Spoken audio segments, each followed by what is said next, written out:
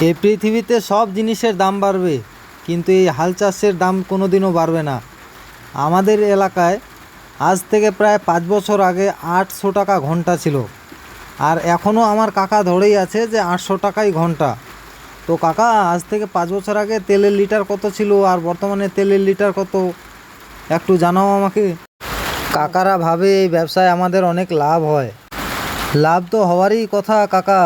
তোমার যদি বিল হচ্ছে 2300 টাকা, তুমি দিচ্ছ 2000 টাকা, তাহলে আমাদের লাভ না হলে আর কার লাভ হবে বলো? এই 2000 টাকা দিতে দিতে কাকা তুমি তো 1 বছর লাগাও।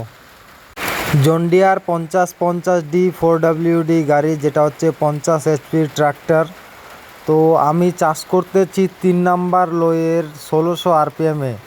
বন্ধুরা, আপনারা কত RPM-এ গাড়ি চালাচ্ছেন এবং কত নাম্বার গিয়ারে দিয়ে গাড়ি চালাচ্ছেন কমেন্টে আমাকে জানাবেন। আর হচ্ছে আমাদের এদিকে 800 টাকা ঘন্টা